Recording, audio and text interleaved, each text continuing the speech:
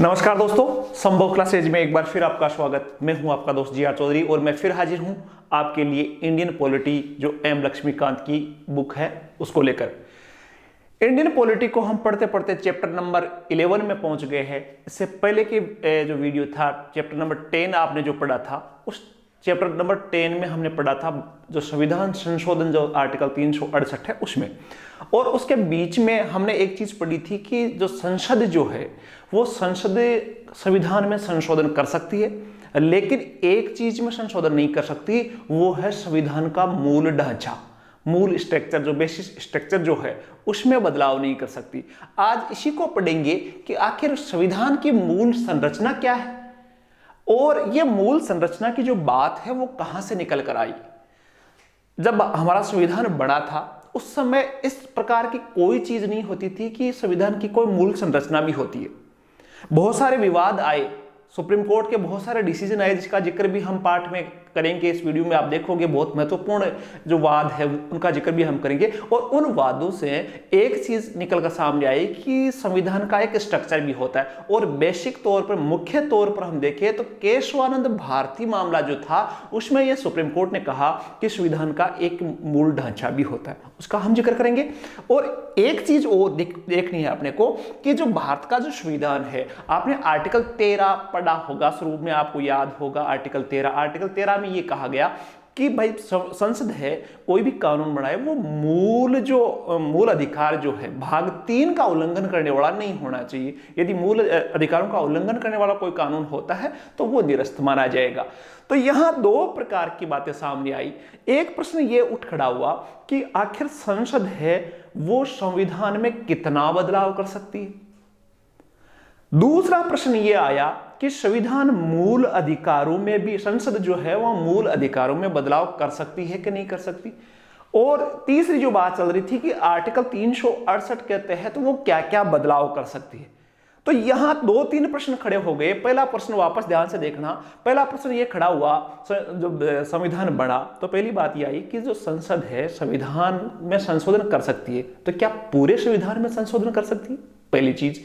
दूसरी चीज आई कि संसद है वो मूल अधिकार जो है, मूल अधिकारों में बदलाव कर सकती है या नहीं कर सकती। मान लो आर्टिकल 13 में जो बात आई थी कि संसद है मूल ऐसा कानून नहीं बना सकती जो मूल अधिकारों का उल्लंघन करता हो। तो अब देखो संसद जो है वो कितना बदलाव कर दे, पूरा बदलाव कर सकती है, मूल अधिकारों में बदलाव कर सकती है कि नहीं कर सकती। इस प्रकार के बहुत सारे विवाद आए, लेकिन बाद में 1973 तक आते आते एक चीज क्लियर हो गई कि एक संविधान का मूल ढांचा होता है, उसमें संसद बदलाव नहीं कर सकती, बाकी बदलाव कर सकती है। इसी चीज को हम समझने की कोशिश करेंगे कि वास्तव में जो बेसिस स्ट्रक्चर ऑफ कॉन्स्टिट्यूशन है वो आखिर है क्या।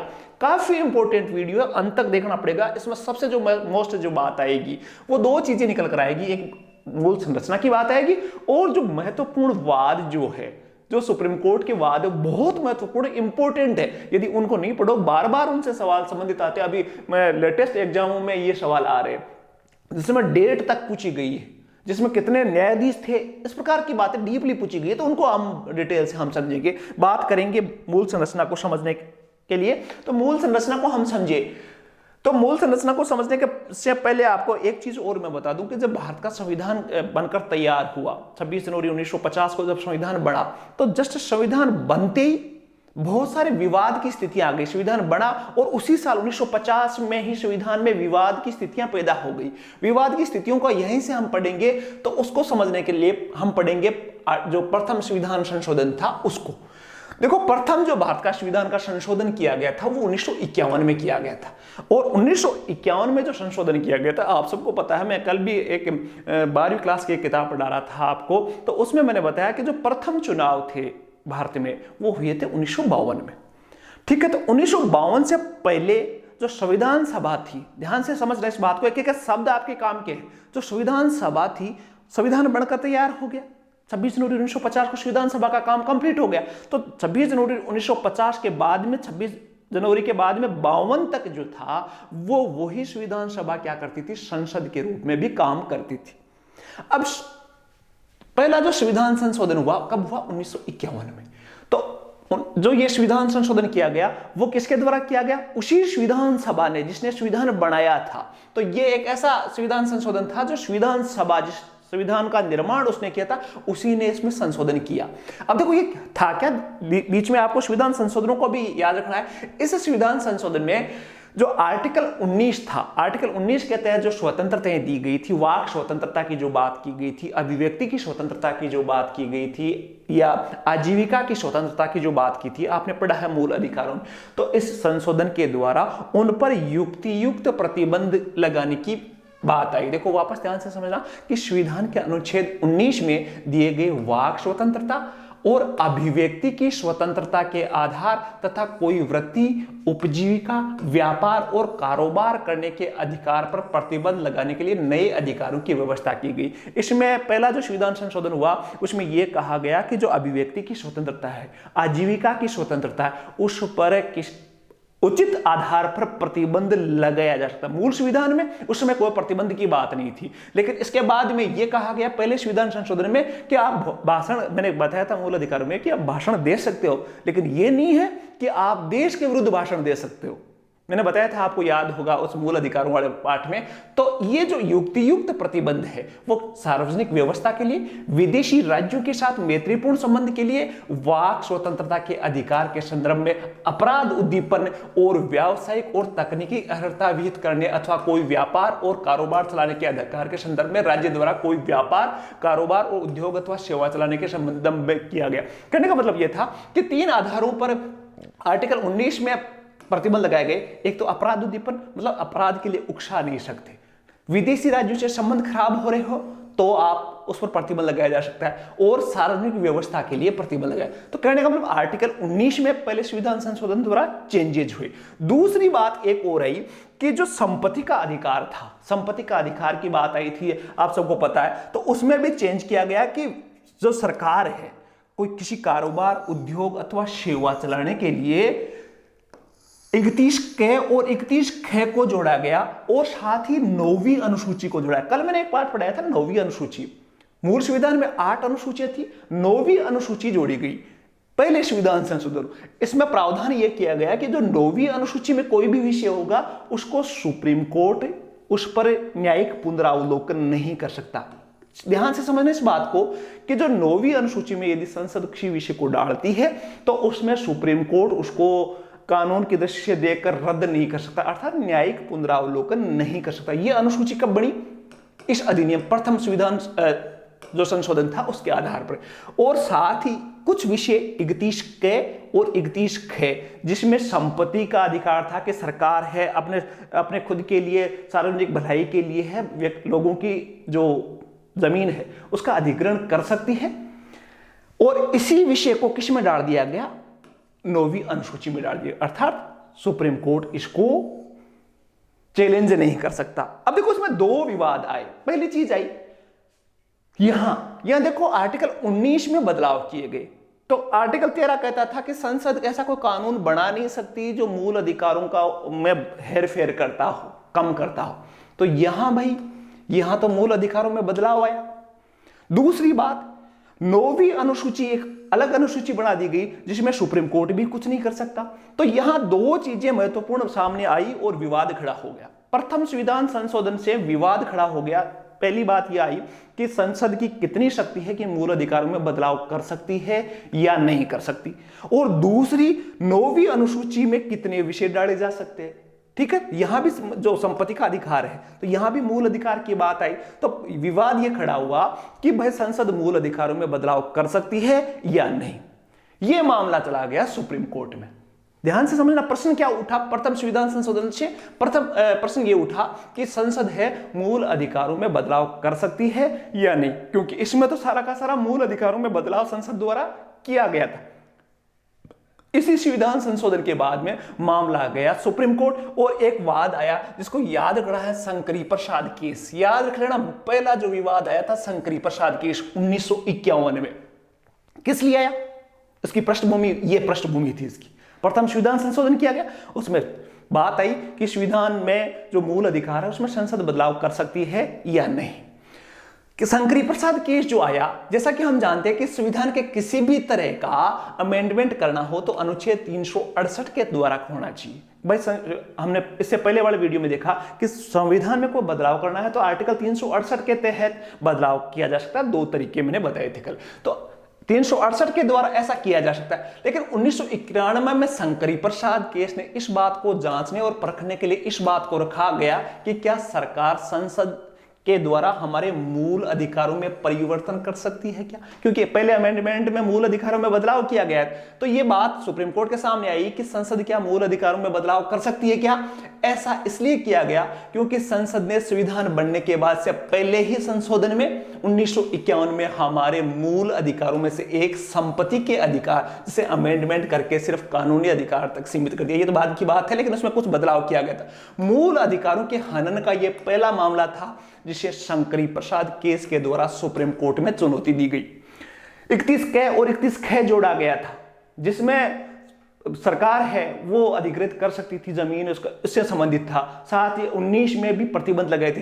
तो ये मामला पहुंच गया सुप्रीम कोर्ट। अब इसमें जो डिसीजन आया वो क्या आया, देखो कोर्ट ने कहा, सुप्रीम कोर्ट जो शंकरी प्रसाद केस में सुप्रीम कोर्ट ने कहा कि अनुच्छेद 368 जो संविधान संशोधन की बात है द्वारा हमारे मूल अधिकारों में परिवर्तन संसद कर सकती है। उन्होंने स्वीकार कर लिया शंकरी प्रसाद केस में कि सुप्रीम कोर्ट मूल अधिकारों में परिवर्तन करने का अधिकार रखती है। कोर्ट ने यह भी व्याख्या की कि अनुच्छेद 13 में जो जिक्र है कि अगर कोई कानून हमारे मूल अधिकारों का हनन करता है तो वह अवैध हो जाएगा, अर्थात कोई कानून मूल अधिकारों का हनन नहीं कर सकता। लेकिन संविधान में संशोधन ये कोई कानून नहीं होगा। देखो 13 में ये कहा गया कि कोई कानून, देखो ध्यान से समझना, कोई कानून जो मूल अधिकारों का उल्लंघन करता है तो ऐसा कानून नहीं बनाया जाए। शंकरी प्रसाद केस में सुप्रीम कोर्ट ने कहा कि कानून अलग है और अमेंडमेंट अलग है, तो संविधान संशोधन द्वारा मूल अधिकारों में बदलाव किया जा सकता है। यह डिसीजन आया शंकरी प्रसाद केस में।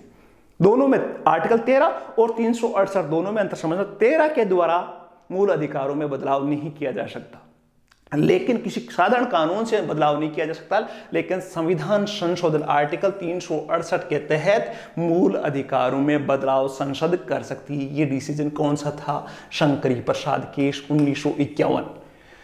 दूसरी बात हम करेंगे तो यहां एक चीज क्लियर हो गई कि संसद को शक्तिशाली बनाया गया और संसद कुछ भी कर सकती है मूल अधिकारों का उल्लंघन भी। 1952 में यदि आपसे पूछा जाए, मान लो आप कल्पना कीजिए कि आप 1952 में हो, तो 52 में आप कल्पना करें या 52 में आपसे सवाल में पूछता कि संसद है वो जीवन का अधिकार ले सकती थी आपसे, कोई भी मूल अधिकार है वो बदल सकती थी, कम कर सकती थी, चेंज कर सकती थी, सारे के सारे पावर किसके पास है, संसद की। लेकिन आज यदि मैं सवाल पूछूं तो अभी आप वीडियो के अंत में आप समझोगे कि संसद ऐसा कुछ नहीं कर सकती जो मूल ढांचा समझोगे।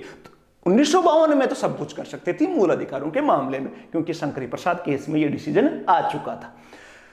उसके बाद में हम एक संविधान संशोधन पढ़ेंगे, उससे पहले 17वां संविधान संशोधन अधिनियम 1964। देखो इसमें भी क्या हुआ, 17वां संविधान संशोधन अधिनियम पढ़ेंगे तो उसके बाद में यदि भूमि का बाजार मूल्य बतौर मुआवजा न दिया जाए तो व्यक्तिगत हितों के लिए भूमि अधिग्रहण प्रतिबंध किया जाएगा। 9वीं अनुसूची में 44 अतिरिक्त अधिनियमों में बढ़ोतरी की गई। जो 17वां संविधान संशोधन अधिनियम था 1964 में, इसमें दो चीजें आई।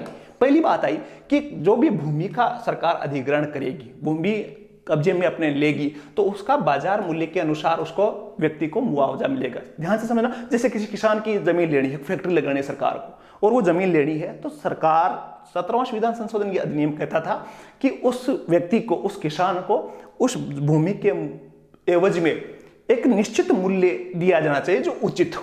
पहली बात आई।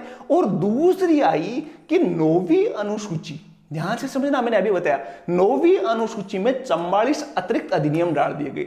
यहां देखो चेंजेज है, संसद पावरफुल बन रही थी और कोई भी विषय उसको डर लगता था कि भाई यार सुप्रीम कोर्ट दखलंदाजी करेगा, तो उसको उठा के कहां डाल देती थी, 9वीं अनुसूची में। 9वीं अनुसूची में डालने का मतलब अब उसमें सुप्रीम कोर्ट भी कुछ नहीं कर सकता। तो 17वें संविधान संशोधन में संसद ने 44 अतिरिक्त विषयों को किस में डाल दिया गया, 9वीं अनुसूची में, अर्थात सुप्रीम कोर्ट इनमें न्यायिक पुनरावलोकन नहीं कर सकता। अब यहां विवाद हो गया, सुप्रीम कोर्ट को लगने लगा कि संसद तो यार डाले जा रही, कल को ये नहीं हो जाएगा पूरा जो संविधान है वो भी 9वीं अनुसूची में आ जाए तो फिर तो सुप्रीम कोर्ट का कोई मतलब ही नहीं रहा। तो ये विवाद चला गया फिर सुप्रीम कोर्ट में। शंकरी प्रसाद केस 1951 में आया और इसी 17वें संविधान संशोधन अधिनियम की वजह से यह विवाद फिर कहां चला गया? सुप्रीम कोर्ट में। फिर डिसीजन देखो कौन सा विवाद आया? 1967 तक एक केस चला है, इसको वापस ध्यान से देखना। ये समझ गए 17वां संविधान संशोधन अधिनियम 1964 वाला, तो ये कहां चला गया? सुप्रीम कोर्ट में। तो वापस देखो 1967 में ये केस चला गया और एक केस चला, उसका नाम था गोलकनाथ बनाम पंजाब राज्य।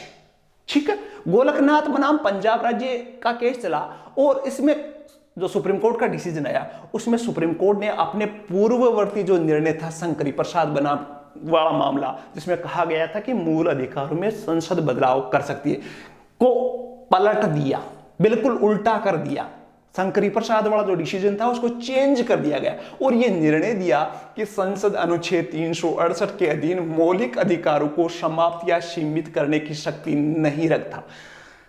गोलकनाथ में वापस गोड़ गोड़ घुमा दी बात को, यूं याद रख सकते हो, गोड़ गोड़ घुमा दी। शंकरी प्रसाद वाले में कहा कि चेंजेज कर सकती है 1951 में, लेकिन यहां आकर गोलकनाथ वाले 1967 वाले मामले में कहा कि आप संसद है वो मूल अधिकारों को न तो समाप्त कर सकती है और न सीमित रख सकती है। और ये निर्णय 11 न्यायाधीशों की पीठ ने दिया था, 6 न्यायाधीशों के बहुमत से और 5 अलग मत में। इसमें जो गोलकनाथ विवाद था उसमें 11 न्यायाधीशों की एक बेंच बैठी थी, जिसमें 6 ने इसमें पक्ष में फैसला दिया और 5 ने इसका विरोध किया। 6 ने पक्ष में क्या डिसीजन दिया? वो डिसीजन ये था कि संसद है मूल अधिकारों में को न तो समाप्त कर सकती है और न उसको सीमित करने की शक्ति, अर्थात सीधी सी भाषा में मैं कहूं तो संसद मूल अधिकारों में चेंजेस नहीं कर सकती। ये आया गोलकनाथ बनाम पंजाब राज्य का डिसीजन।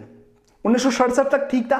अब इसी दरमियान एक चेंजेस आया भारत की राजनीति में भी। 1966 में भारत की राजनीति में भारत की प्रधानमंत्री बनी इंदिरा गांधी, और इंदिरा गांधी 1966 से लेकर 1977 तक एक 3 कार्यकाल तक रही, फिर 80 से 84 तक भी रही। तो उसी दरमियान ज्यादातर भारत की राजनीति में देखे तो इंदिरा गांधी के कुछ डिसीजन ऐसे थे जिससे इंदिरा गांधी और सुप्रीम कोर्ट के मध्य तनाव पैदा हो गया था, विवाद की सी स्थिति पैदा हो गई थी। तो आगे के जो भी विवाद आएंगे उनको इसी संदर्भ में समझना है कि एक तरफ इंदिरा गांधी थी और एक तरफ सुप्रीम कोर्ट के डिसीजन थे। देखेंगे तो 1960 का देखो 2 डिसीजन हमारे समझ में आए, एक शंकरी प्रसाद बनाम भारत संघ राज्य और एक गोलकनाथ विवाद। शंकरी प्रसाद केस और गोलकनाथ विवाद 2 आए और दोनों को हमने समझा। अब देखो उसी दरमियान 1971 में 24वां संविधान संशोधन अधिनियम पारित हुआ। 1971 में आप सबको पता है उस समय थी इंदिरा गांधी। उन्होंने 24वें संशोधन अधिनियम में क्या किया कि संसद को यह शक्ति दी गई कि वह अनुच्छेद 13 और अनुच्छेद 368 में संशोधन कर सकती है। 24वें संविधान संशोधन में ये चेंजेस किया गया, 368 और 13 में भी संसद बदलाव कर सकती है। संविधान संशोधन का जो तरीका है उसमें भी बदलाव कर सकती है और 13 में भी बदलाव कर सकती है और मौलिक अधिकार सहित संविधान के किसी भी भाग में संशोधन कर सकती है।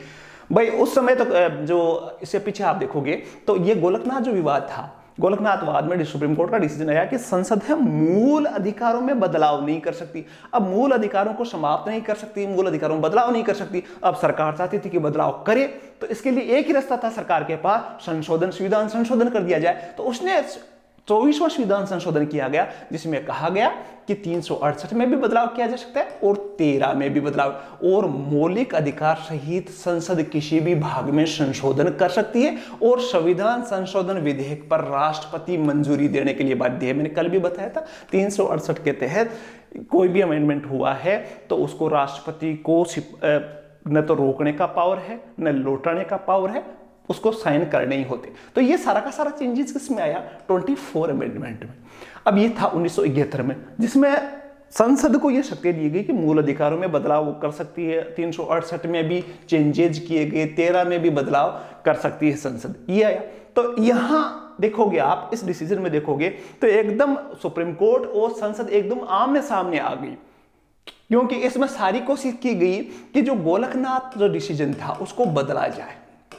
ठीक है, अब ये 24वां अमेंडमेंट हुआ और ये फिर मामला कहां चला गया? सुप्रीम कोर्ट में। तो सुप्रीम कोर्ट में जो डिसीजन आया वो आया था 1973 में केशवानंद भारती बनाम केरल राज्य के। इस मामले में सबसे मोस्ट जो डिसीजन था ये काफी महत्वपूर्ण था, काफी बड़ा था। इस मामले में सर्वोच्च न्यायालय की 13, देखो वापस इसको 13 को समझने से पहले मैं आपको पीछे ले चलता हूं।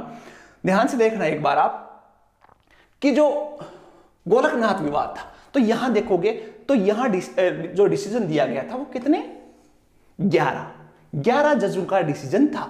और 11 जजों ने कहा था कि भाई मौलिक अधिकारों को समाप्त या सीमित नहीं कर सकती। अब इसी प्रकार का कोई डिसीजन देना है तो उससे ज्यादा चाहिए। तो देखो उसके ज्यादा के लिए क्या किया गया, अब की बार जो केशवानंद भारती बनाम केरल राज्य था उसमें कितने जज रखे गए, 13। ठीक, 13 न्यायाधीशों की पीठ ने अपने संवैधानिक रुख में संशोधन करते हुए कहा कि संविधान संशोधन का अधिकार पर एकमात्र प्रतिबंध यह है कि उसके माध्यम से संविधान के मूल ढांचे में क्षति नहीं पहुंचती। इसमें यह केशवानंद भारती मामले में डिसीजन आया कि यह संसद है वो मूल अधिकारों में बदल सकती है, सब कुछ बदल सकती है, लेकिन किसको नहीं बदल सकती, मूल ढांचे को नहीं बदल सकती। ये चीज निकल कर आई 1973 में। अपने तमाम अंतर विरोधों के बावजूद ये सिद्धांत अभी भी कायम है और वर्तमान में भी थोड़ा बहुत चेंजेज होता रहता है अलग वादों में, लेकिन अब भी कायम है और जल्दबाजी में किए जाने वाले संशोधनों पर अंकुश के रूप में कार्य करती है। और इस वजह से कोई भी जल्दबाजी में संशोधन नहीं किया जा सकता, क्योंकि यदि वो जल्दबाजी में किया गया है तो वो मूल ढांचे का उल्लंघन वाला नहीं होना चाहिए। केशवानंद भारती बनाम केरल राज्य के मामले में 68 दिन तक सुनवाई हुई और यह है तर्क वितर्क 31 अक्टूबर। अभी एक एग्जाम में डेट पूछ ली गई थी, ध्यान से समझना, शुरू होकर 23 मार्च 1971 को यह खत्म हुआ और 24 अप्रैल 1973, डेट याद रख लेना, 24 अप्रैल 1973। और यह डेट सचिन तेंदुलकर का जन्मदिन भी था। तो इस दिन दो खबरें थी, एक तो केशवानंद बनाम केरल राज्य का जो डिसीजन था वो, और एक था सचिन तेंदुलकर। तो ये डेट भी एक बार एग्जाम में पूछी गई है। चीफ जस्टिस थे उस समय, मुख्य न्यायाधीश तो थे जस्टिस सीकरी, और उच्चतम न्यायालय के 12 अन्य न्यायाधीशों ने यह डिसीजन दिया। और काफी महत्वपूर्ण इस डिसीजन में एक ही बात थी कि संविधान का एक मूल ढांचा होता है, संसद सब कुछ बदल सकती है लेकिन संसद संविधान का मूल ढांचा नहीं बदल सकती। इसमें कुछ बातें भी आई थी, ध्यान से समझेंगे। देखो, संविधान संरचना के कुछ प्रावधान 368 के तहत संशोधन नहीं किए जाए। जो केशवानंद भारती बनाम केरल राज्य था उसमें डिसीजन में कहा गया कि आप सब कुछ बदल सकते हैं लेकिन इन चीजों को नहीं बदल सकते। इन चीजों को मतलब संविधान की सर्वोच्चता, हमेशा संविधान सर्वोच्च रहेगा। विधायिका, कार्यपालिका और न्यायपालिका के बीच जो शक्तियों का बंटवारा है वो वैसा ही रहेगा। गणराज्यात्मक और लोकतांत्रिक, भारत में लोकतंत्र रहेगा और राष्ट्रपति मतलब पीढ़ी दर पीढ़ी या आनुवांशिक नहीं रहेगा, जनता द्वारा चुना जाएगा, गणराज्य रहेगा। संविधान धर्मनिरपेक्ष होना चाहिए। राष्ट्र की एकता और अखंडता का जो मुद्दा था उसको उसमें बेसिस स्ट्रक्चर में माना गया। संसदीय प्रणाली रहेगी भारत की। व्यक्तिगत स्वतंत्रता और गरिमा किसमें रहेगी, मूल संरचना में रहेगी। मौलिक अधिकार, नीति निर्देशक तत्वों के बीच सौहार्द और संतुलन बनाए रखना, यह भी किसमें माना जाएगा, मूल ढांचे में माना जाएगा। न्याय तक प्रभावकारी पहुंच और एक कल्याणकारी राज्य की स्थापना की जाएगी। इन चीजों को किस में माना गया, मूल ढांचे में। आप मूल ढांचा माना गया संविधान, और इसमें संसद है वो बदलाव नहीं कर सकती। ये डिसीजन था केशवानंद भारती वाला विवाद। अब आगे हम पढ़ेंगे तो आगे आप देखोगे तो इसके बाद में जो 39वां संविधान संशोधन आया, 39वां संविधान संशोधन 1975 में आया। देखो 75 में एक और घटना हुई थी। 75 में जो इंदिरा गांधी का जो चुनाव था वो एक मैंने वीडियो भी डाल रखा है इंदिरा गांधी से संबंधित, आप उसको देखना। तो इंदिरा गांधी का चुनाव है वो अवैध घोषित कर दिया गया था और ये मामला सुप्रीम कोर्ट में पहुंचा। तो सुप्रीम कोर्ट में जब इंदिरा गांधी का निर्वाचन रद्द कर किया गया था उत्तर प्रदेश में इलाहाबाद हाई कोर्ट द्वारा, तो उस समय देखो एक 39वां अमेंडमेंट किया गया कि भारत के संविधान में एक और संशोधन किया गया। इस अधिनियम के द्वारा राष्ट्रपति, उपराष्ट्रपति, प्रधानमंत्री और लोकसभा अध्यक्ष का निर्वाचन संबंधी विवाद पर ऐसे प्राधिकारी द्वारा विचार किया जा सकेगा जो संसदीय कानून द्वारा नियुक्त किया जाए। इस अधिनियम द्वारा 9वीं अनुसूची में कतिपय केंद्रीय कानूनों को भी शामिल किया गया। इसमें यह कहा गया कि चाहे प्रधानमंत्री हो, राष्ट्रपति हो, जो उपराष्ट्रपति हो, इनका चुनाव का है विवाद जो है वो संसद द्वारा चुना हुआ व्यक्ति होना चाहिए। सुप्रीम कोर्ट में इनके मामलों की सुनवाई नहीं होनी चाहिए। ये 39वां अमेंडमेंट किया गया। अब आप इसको देख के आपको लग रहा है कि इसका सीधा सा फर्क किस पर असर था इसका, कि इंदिरा गांधी का जो चुनाव रद्द हुआ था उसको सही करने के लिए ये अमेंडमेंट किया गया था। तो इसमें खुद का देखो, राष्ट्रपति को जोड़ दिया, उपराष्ट्रपति को जोड़ दिया, प्रधानमंत्री और लोकसभा अध्यक्ष का जो निर्वाचन है उसके लिए बारे में कहा गया कि निर्वाचन संबंधी विवाद पर ऐसे प्राधिकारी द्वारा विचार किया जा सकेगा जो संसदीय कानून द्वारा नियुक्त किया जाए। ठीक है, संसदीय कानून द्वारा, संसद के द्वारा नियुक्त हो वही व्यक्ति विचार कर सकता है। 9वीं अनुसूची में कुछ और विषय डाले गए 39वें संविधान संशोधन। फिर मामला सुप्रीम कोर्ट में गया। सुप्रीम कोर्ट में क्यों गया कि देखो आप ये चीजें जो है लोकसभा, इसमें आप चुनाव आयोग नहीं है, संसद का प्रभाव ज्यादा हो रहा था, तो इसको वापस सुप्रीम कोर्ट में गए और सुप्रीम कोर्ट में एक डिसीजन आया, वो था इंदिरा नेहरू गांधी मामला 1975 में, क्योंकि इसमें इंदिरा गांधी के चुनाव से संबंधित थी, उस समय प्रधानमंत्री इंदिरा गांधी थी, आपातकाल की स्थिति थी। तो इस सिद्धांत में पुनः इस मामले में सर्वोच्च न्यायालय ने 39वें संविधान संशोधन के प्रावधान को रद्द कर दिया गया। जो 39वें संविधान संशोधन किया गया था, अभी मैंने बताया, उसको क्या कर दिया गया, रद्द कर दिया गया। और ये कहा गया कि संविधान का मूल ढांचा होता है और उसमें आप चेंजेस नहीं कर सकते। मूल ढांचे की बात क्यों आई? क्योंकि राष्ट्रपति, उपराष्ट्रपति, प्रधानमंत्री, लोकसभा अध्यक्ष के चुनावों का विवाद है वो सुप्रीम कोर्ट नहीं सुन सकता, तो ये मूल ढांचे के विरुद्ध थी, इसीलिए ये मामला आया 1975 में, इंदिरा नेहरू गांधी मामला। और इसमें भी ये की वो बात जो केशवानंद भारती वाले बात की थी, वो की वो बात इसमें भी वापस स्वीकार कर ली गई। आगे हम देखें तो उसके बाद में एक डिसीजन आया, वो है मिनर्वा मिल्स बनाम भारत संघ। ध्यान से समझना, मिनर्वा मिल्स वाला विवाद भी काफी शानदार है, इंटरेस्टिंग है, 1980 का है। इसमें क्या होता है कि मिनर्वा मिल्स वाला मामला जो है वो, उसमें सर्वोच्च न्यायालय ने कहा कि अनुच्छेद 368 का खंड 4 विधि सम्मत नहीं है। 368 के अलग अलग भाग है, उसमें चौथा जो भाग है वो सही नहीं है, उसको हटा दिया गया इसमें, क्योंकि यह न्यायिक पुनरावलोकन को समाप्त करने के लिए पारित किया गया। पहली चीज ये हुई। और न्यायिक पुनरावलोकन का सिद्धांत संविधान का आधारभूत लक्षण है, ये माना गया इसमें मिनर्वा मिल्स में कि न्यायिक जो पुनरावलोकन है वो संविधान के मूल ढांचे के अंदर आता है, इसलिए अनुच्छेद 368 का जो चौथा भाग है वो क्या है, गलत है। दूसरी बात, 1900 संविधान संशोधन अधिनियम 1976 में, इस संशोधन में संविधान का मिनी संविधान भी कहा। आपने 42वां संविधान संशोधन पढ़ा होगा, 42वें संविधान संशोधन में कुछ बातें जोड़ी थी और उसी की वजह से ये मिनर्वा मिल्स आया, क्योंकि 42वें संविधान संशोधन द्वारा आपको 42वां संविधान संशोधन पढ़ना तो अलग से एक वीडियो बनेगा पूरा, इसीलिए इसको मिनी संविधान कहा जाता है। बहुत सारे बदलाव किए गए, कुछ मैं बदलाव आपको मैं बताता हूं, देखो ध्यान से समझना। इसमें जो वापस ध्यान से समझना, ये जो मिनर्वा मिल्स विवाद जो आया वो किस लिए आया, 42वें संविधान संशोधन की वजह से, क्योंकि 42वें संविधान संशोधन द्वारा एक तो 368(4) जोड़ा गया था, जिसमें न्यायिक पुनरावलोकन नहीं कर सकते।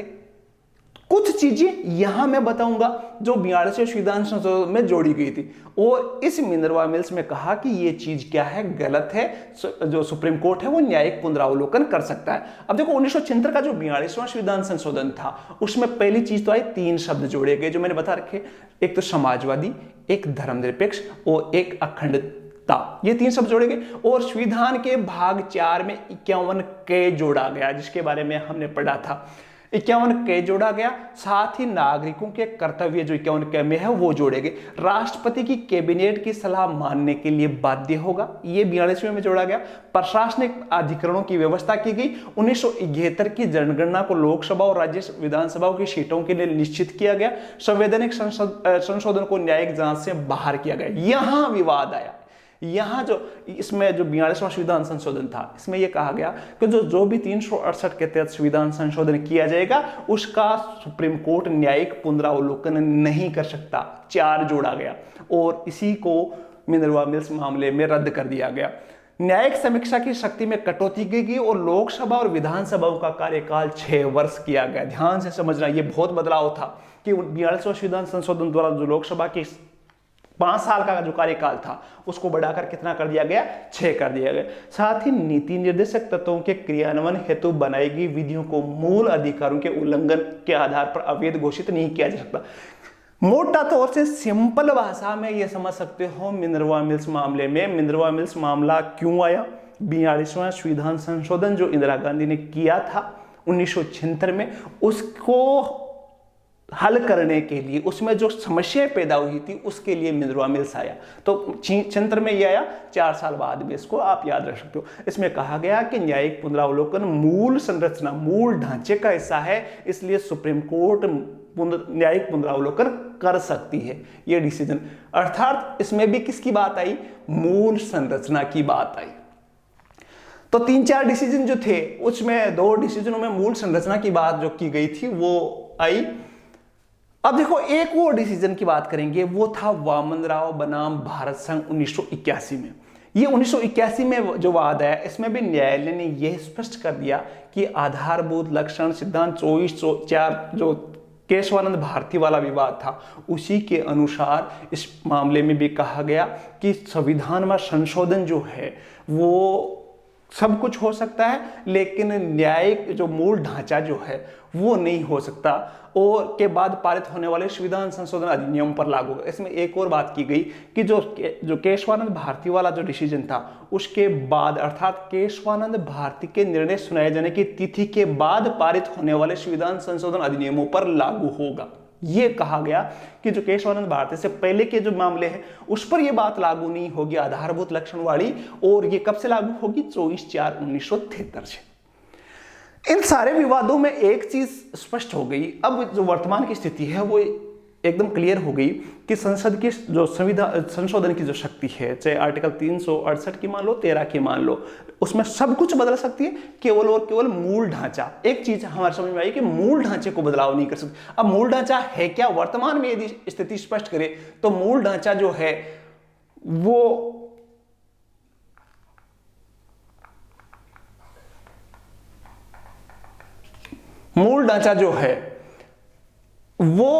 कुछ इनमें से आपको मोटे तौर से आपको देखना है कि मूल ढांचे में क्या क्या चीजें हैं। ज्यादा आपको याद नहीं रखना, लेकिन मोटे तौर से आपको एक आइडिया आएगा कि मूल ढांचा क्या क्या है।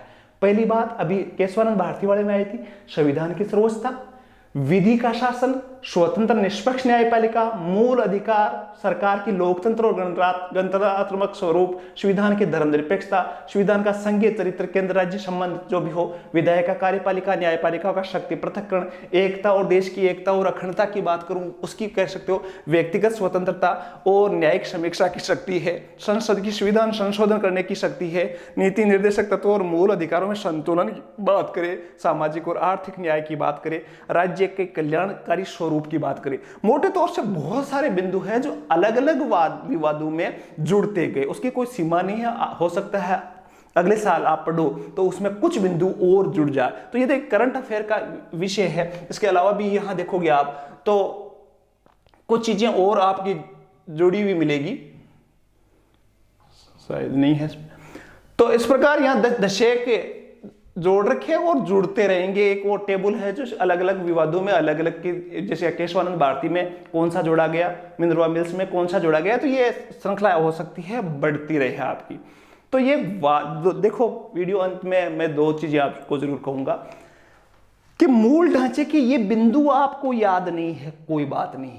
मूल ढांचे के ये बिंदु जो है वो आपको याद नहीं है, कोई बात नहीं है, लेकिन एक आइडिया आपको हो जाना चाहिए कि मूल ढांचा क्या होता है। मूल ढांचे का मतलब हमारे इतना समझ में आ गया कि जो बेसिक चीजें हैं, जिसे पूरा संविधान की एक भावना है, वो नहीं बदल सकते। संविधान सर्वोच्चता की एक भावना है, विधि का शासन भी एक भावना है, तो ये चीजें संविधान की कभी नहीं बदल सकते। बाकी संविधान में संशोधन, लेकिन सबसे मोस्ट जो है वो अलग अलग जो वाद है, चाहे शंकरी प्रसाद मामलों से स्टार्ट करके केशवानंद भारती, इंदिरा गांधी विवाद जो है, मिनरवा मिल्स है, इन सब विवादों को आपको एग्जैक्ट डेट वाइज और उनके डिसीजन है वो आपको याद होने चाहिए। एक टेबल आपके पास होनी चाहिए, क्योंकि हर एग्जाम में इससे संबंधित सवाल एक दो आते रहते हैं। कुछ वाद है वो अलग अलग क्लासरूम में आप देखोगे तो उनके बारे में भी हम पढ़ेंगे।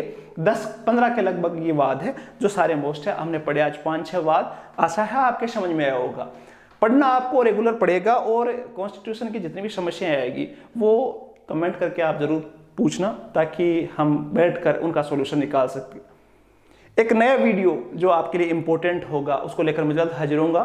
तब तक के लिए शुभ रात्रि, जय हिंद, जय भारत।